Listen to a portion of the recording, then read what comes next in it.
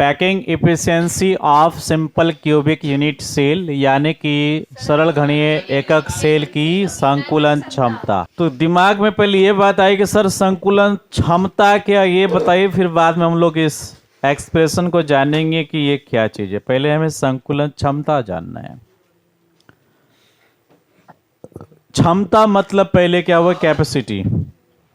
Capacity यानी आपके अंदर कितनी योग्यता है, आप किसी काम को कितनी निपुणता से कर सकते हैं, दैट मीन्स कैपेसिटी यानी कि क्षमता। और यहां हमें जानना है सरल घनीय एकक कोशिका की यानी एक एक सेल की संकुलन क्षमता निकालना। ये तो हम हेडिंग बता रहे थे, जो आज का फर्स्ट क्लास हेडिंग है। हेडिंग क्या है कि सरल घनीय एकक सेल की संकुलन क्षमता। सेल को ही कोशिका कहते हैं, कहीं कोशिका भी लिखा आ सकता है कि सरल घनीय एकक कोशिका की संकुलन क्षमता ज्ञात कीजिए, या सरल घनीय एकक सेल की संकुलन क्षमता ज्ञात कीजिए, जो कि अंग्रेजी में नाम आपका लिखा हुआ है packing efficiency of simple cubic unit cell. तो पहले हम लोग जान लेते हैं संकुलन क्षमता क्या है। तो कोई भी इकाई सेल हो, क्या हो, कोई भी इकाई सेल हो, उसमें जो परमाणु का जो आयतन है, क्या आयतन है, उसमें जो परमाणु का जो आयतन है और सेल के आयतन के अनुपात को ही हम क्या कहते हैं, संकुलन क्षमता कहते हैं। थोड़ा सा आपको दिमाग में हल्की सी बात आ गई होगी, लेकिन अब आप पूरी बात आपको समझाते हैं। आपने मैट्रिक का एग्जाम दिया होगा बेटा, दिया है ना? कितने नंबर के थे? 500। और 500 में आपने कुछ नंबर प्राप्त किया होगा।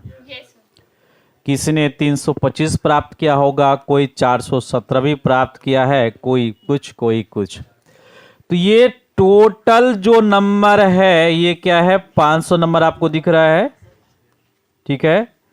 और इसमें एक नंबर और भी दिख रहा है, ये जो इसमें आया हुआ है। तो ये जो 500 नंबर है बेटा, ये से समझो इकाई सेल का आयतन। ये जो इकाई सेल है ना, उसका आयतन कितना हो गया, 500 नंबर।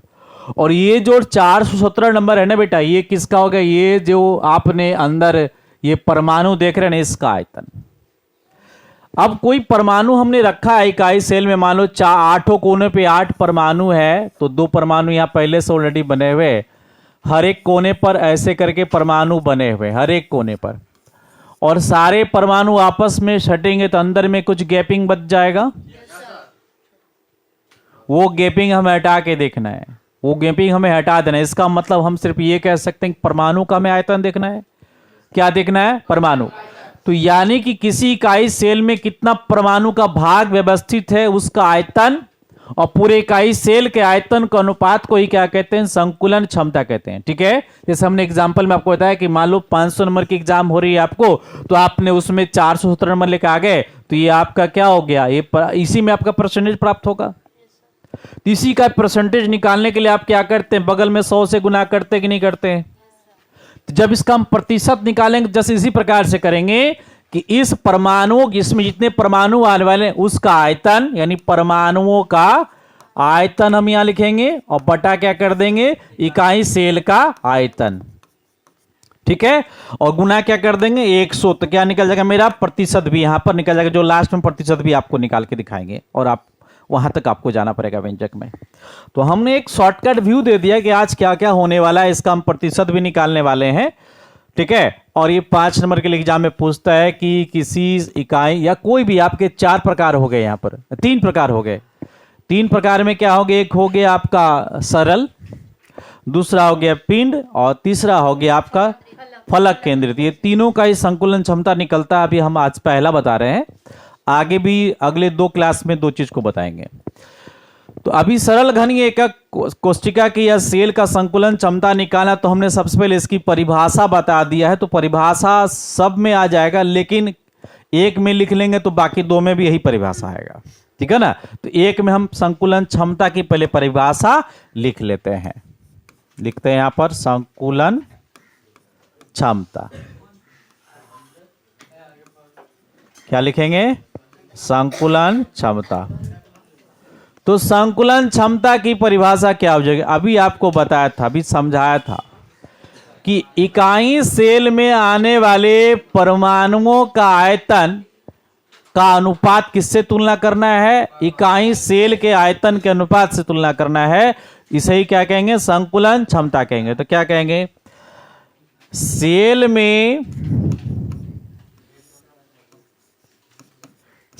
में प्राप्त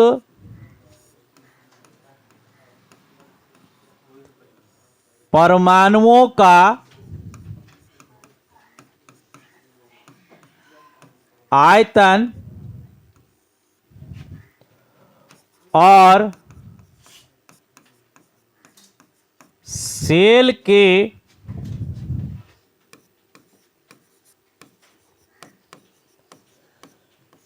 आयतन के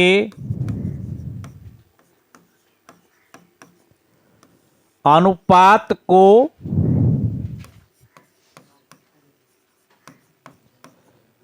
संकुलन क्षमता कहते हैं। ठीक है।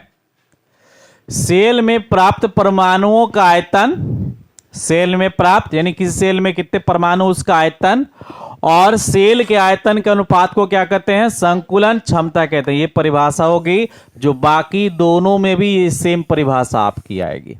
तो आप किसी एक में अभी पहला में जानेंगे तो आगे में लिखने की आवश्यकता नहीं पड़ेगी, लेकिन आप एग्जाम में आप जा रहे हो तो आप ये परिभाषा उसमें अटैच कर देना। हम अगले दो में ये नहीं बताएंगे, या फिर आप उसमें आप लिख देना सेम परिभाषा को। संकुलन क्षमता क्या हो गया? सेल में प्राप्त परमाणुओं का आयतन और सेल के आयतन के अनुपात को क्या कहेंगे? संकुलन क्षमता कहेंगे। अब हमें किसका संकुलन क्षमता निकालना है? सरल घनीय इकाई सेल का। तो सबसे पहले इस सेल में प्राप्त होने वाले परमाणुओं की संख्या का हमें क्या निकालना है? आयतन। और फिर क्या निकालना है? सेल का आयतन। तो अभी मान लेते हैं जो परमाणु है उसकी त्रिज्या क्या है? आर है। ये जो परमाणु इसकी त्रिज्या क्या है बेटा? आर है। ठीक है ना। और सेल का जो लंबाई है एक किनारे की वो क्या है? ए है। क्योंकि ये घनाकार सेल है। कैसा सेल है? घनाकार है। घनीय लिखा है ना, तो घनीय में इसका मतलब लंबाई चौड़ाई ऊंचाई सबका इसका क्या है? ए है। ये भी ए है, ये भी ए है, यानी हर एक भुजा इसका क्या है? ए है। क्लियर बात है। तो इसका मतलब ये जो भुजा प्राप्त हो रहा है बेटा, ये भी क्या प्राप्त होगा? ए होगा। बोलो होगा कि नहीं होगा? चलो ठीक है, ये भुजा आपका ए है। तो अब देखो इस ए में कितने आर? एक आर इधर भी तो एक आर इधर भी तो है। कितने आर निकले आपको?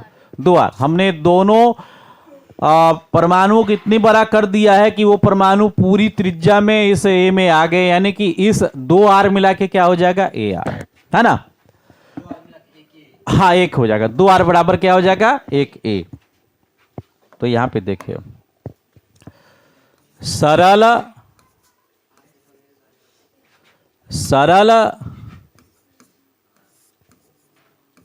घनीय इकाई सेल में सरल घनीय इकाई सेल में एक किनारे की लंबाई, माना कि यहां लिख लेते हैं, माना कि सरल घनीय इकाई सेल में एक किनारे की लंबाई ए, क्या है? ए। यहां वेक्टर ए लिख दिया गलती से, ए। और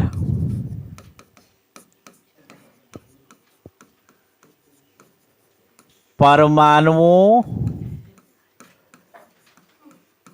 की त्रिज्या आर है। ठीक है। आता ए बराबर क्या हो जाएगा? 2r। ए बराबर क्या हो जाएगा? 2r। या आर बराबर क्या हो जाएगा? a/2। बोलो यहां तक कोई दिक्कत? पूरा व्यंजक आप देख लीजिए, बहुत अच्छा से समझ में आ जाएगा। तो हमने परिभाषा लिखा है, इसमें कोई दिक्कत तो नहीं बेटा? कोई प्रकार का कष्ट नहीं है। अब ये माना कि लिखे तो माना कि में कोई दिक्कत नहीं है आपको, कि माना कि सरल घनी इकाई सेल में एक किनारे की लंबाई क्या है, ए है, और परमाणु की त्रिज्या क्या, आर है। अतः ए बराबर क्या हो जाएगा, 2r। आपको दिख भी रहा है यहाँ पे ए बराबर 2r है, तो आर का मान क्या हो गया, a/2। अब हमें ये जानना है इस सरल घनीय इकाई सेल में परमाणु कितने आते हैं। आपको बताया भी था एक अलग से पिछला, अब जितने भी आप क्लास करते हैं शुरू में आपको अलग अलग सेलों में आपको बता चुके हैं कि पिंड केंद्र में कितने परमाणु होते हैं, सरल में कितने परमाणु होते हैं, फलक में कितने परमाणु होते हैं। तो आपको एक बार रिवाइज करवाते हैं। सरल में कितने परमाणु थे, 1 थे। पिंड में कितने थे, 2 थे। और फलक में कितने थे, 4 थे। क्लियर बात है। तो सरल घन इकाई सेल में परमाणु संख्या कितनी होती है, 1। तो लिखेंगे सरल घनीय इकाई सेल में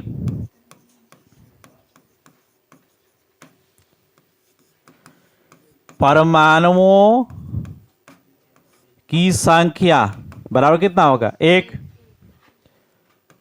और परमाणु क्या होता है, गोला होता है, गोल के जैसा होता है। हमने बताया कोई कण अगर अत्यंत छोटा उससे क्या मानते हैं, गोला मानते हैं। ठीक है, एक गोले के आकार का होता है। तो गोला का आयतन क्या, 4/3 पाई क्यूब।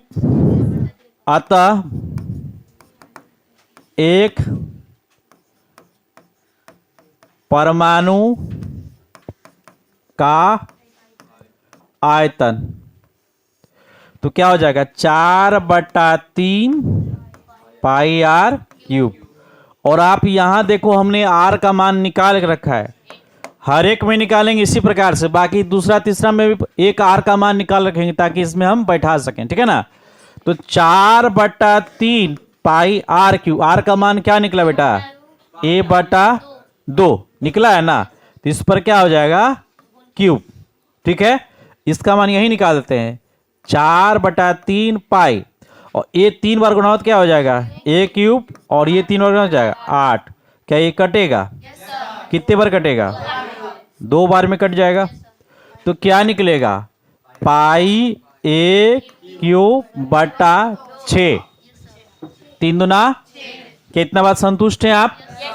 हमने सरल इकाई सेल में परमाणु का आयतन हमने निकाल लिया, एक ही परमाणु थे वो हमने निकाल लिया। अब हम क्या करेंगे, अब इकाई सेल का आयतन भी निकालेंगे। क्या सही है कि नहीं है। जैसे हम प्राप्तांक निकालते हैं ना 500, तो आपको तो 500 पता है कि प्राप्तांक 500 आपका बिहार बोर्ड का, लेकिन इसका भी हमको निकालना पड़ेगा। आयतन कहते हैं इकाई सेल का आयतन। तो इकाई सेल का आयतन क्या हो जाएगा, इसका एक भुजा की लंबाई क्या होता है, a क्यूब हो जाएगा सीधे भुजा, चूंकि घन का आयतन क्या होता है, भुजा क्यूब। इसका भी क्या हो जाएगा, a क्यूब, यानी मान निकल गया। अब देखो हमने परिभाषा में क्या लिखा था, परिभाषा में ये लिखा था कि किसी सेल में उसके परमाणुओं का आयतन और इकाई सेल के आयतन के अनुपात को क्या कहते हैं, संकुलन क्षमता कहते हैं। हाँ वही सेल ही हुआ, इकाई सेल लिखे या सेल लिखे, किसी सेल में भी लिख दें कोई दिक्कत नहीं है ना। तो उसमें परमाणुओं का आयतन क्या हो जाएगा, बटे इकाई सेल का आयतन। तो हम क्या लिखेंगे अब, संकुलन क्षमता।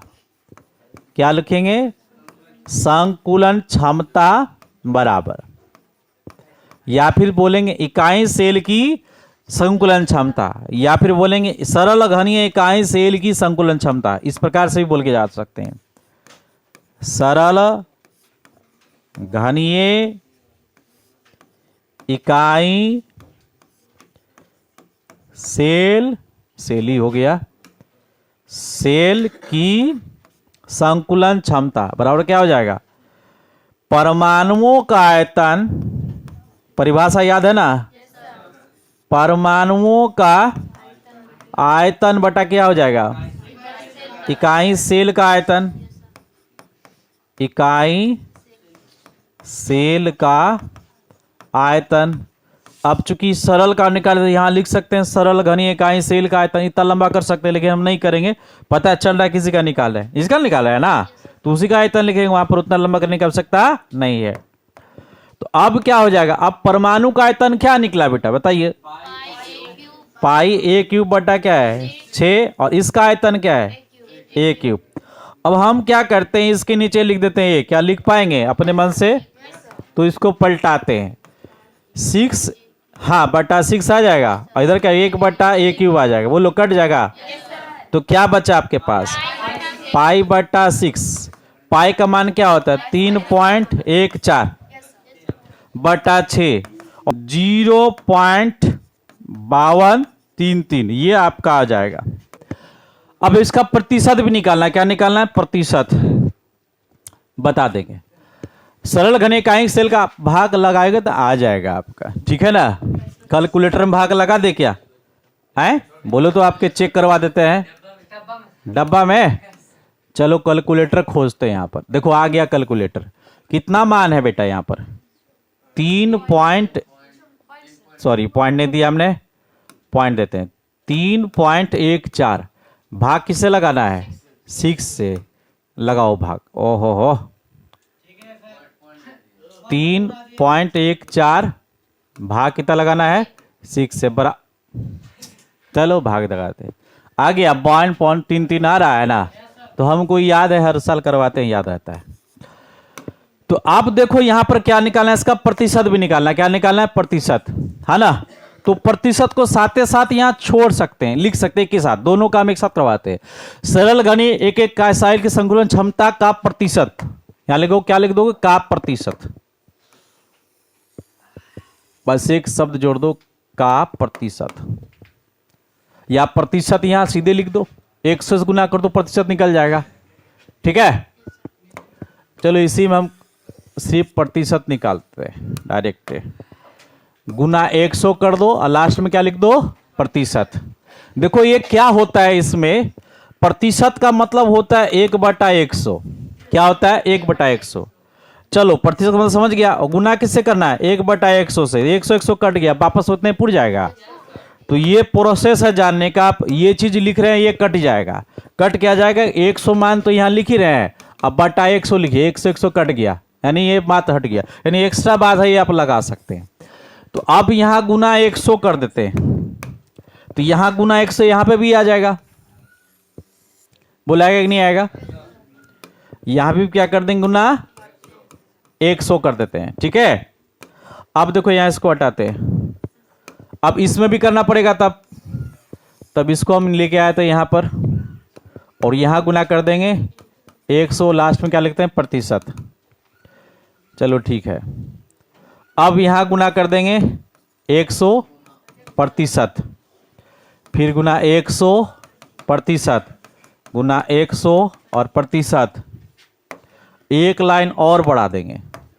अब 100 से गुना करेंगे, 2 पॉइंट आगे बढ़ेगा ना, 1.33 क्या हो गया प्रतिशत, ये आपका आंसर नहीं बोलो, ये आपका व्यंजक हो गया, दैट्स इट, और कुछ नहीं है, ठीक है। अब आप पूरा व्यंजक देख लो बढ़िया से एक बार फिर से। संकुलन क्षमता क्या हो गया, सेल में प्राप्त परमाणु का, सेल कोई दिक्कत नहीं, हमने क्या माना कि सरल घन इकाई सेल में एक किनारे की लंबाई क्या है a है, और परमाणु त्रिज्या क्या r है, अर्थात a बराबर क्या हो जाएगा 2r, या r बराबर क्या हो जाएगा a/2।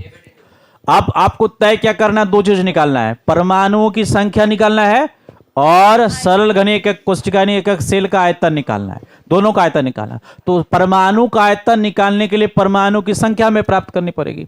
तो सरल घन इकाई सेल में परमाणु संख्या क्या होती है 1, तो हमने 1 लिख दिया, तो आयतन क्या हो जाएगा बस वही 4/3 पाई क्यूब हो जाएगा, एक ही है। तो अगर 2 होता तो क्या करते हैं, यहाँ आप 2 गुना कर देते हैं, 3 होता तो 3 से, 4 होता तो 4 से, तो अभी 1 है तो 1 से गुना होगा, देख फायदा नहीं, गुना करके सीधे वही मान लिख दिया। अब आर का मान जो निकाले थे यहाँ पे बैठा देंगे, आपको ये मान निकल गया। अब क्या है, इकाई सेल का आयतन निकालिए, अब सरल घन इकाई सेल की संकुलन क्षमता निकालिए। तो ये प्रतिशत में निकालने के लिए 100 गुना परसेंटेज लिख दिया, क्या क्या 100 गुना परसेंटेज। तो 100 गुना परसेंटेज मतलब क्या हुआ, अब देखो आप एक चीज और समझाते हैं, x का 40%, इसका मतलब क्या हुआ x गुना 40/100, कई किए कि नहीं किए। तो ये प्रोसेस क्या हुआ, इसको तोड़ के बताते हैं। x का मतलब क्या था गुना 40 गुना 1/100 करते हैं हम, 1/100, और यही 1/100 से गुना होता है क्या होता है? अब ये देखो क्या हो जाएगा, x गुना 40/100। ये इस प्रकार से होता है, लेकिन हम इस तरह से करते हैं तो हमको पता नहीं चलता है कि इसका उस तरह से 100% का क्या होगा। अगर x का 100% निकालना तो क्या करेंगे हम? तो ये देखो 100 यहां पे आ जाएगा, देखो वही प्रोसेस आ गया ना, सेम अभी समझाए थे जो सेम प्रोसेस में आता है, इसलिए प्रतिशत निकालने में कोई दिक्कत नहीं है। आप प्रतिशत लिख दोगे तो इसका मतलब वो कट भी जाएगा आपस में, ठीक है, तो कट जाएगा, लेकिन हमको प्रतिशत निकालना 100 से गुना कर देंगे, और वो गुना करके मान आप निकाल लिए, तो ये मान आपका प्राप्त हो गया कितना, 52.33%। यानी कि सरल घनीय इकाई सेल में अगर परमाणु को रखते हैं तो वो 52.33 स्थान उस इकाई सेल में अपना जगह घेरता है। बात में आ रही है? चलो ठीक है। एक कमरा है, उसमें कितने आदमी रह सकते हैं? तो भैया बोलते 2 ही आदमी रह सकता, तीसरा आदमी ना ठीक नहीं लगता, झगड़ा तगड़ा ये वो बहुत कुछ प्रॉब्लम आने लगती है। तो उसमें कितने आदमी रह सकते? बोले 2 ही है। तो 2 आदमी मिलकर कमरा का कितना जगह छका, ये हम देख, अब तो दोनों आदमी का आयतन निकालना है, अब प्लस उस कमरे का आयतन, तो दोनों का आयतन में आदमी का आयतन बट्टा क्या कर देंगे, कमरे का आयतन। अब प्रतिशत निकाला तो गुना 100 प्रतिशत लिख देंगे, तो उसका प्रतिशत भी निकल जाएगा। ठीक है, कोई डाउट आपको, आप उतार लीजिए, और कोई दिक्कत हो फिर से हमसे पूछिए आप। अब ये फिगर यहां पर आपको लिखना है, बनाना है।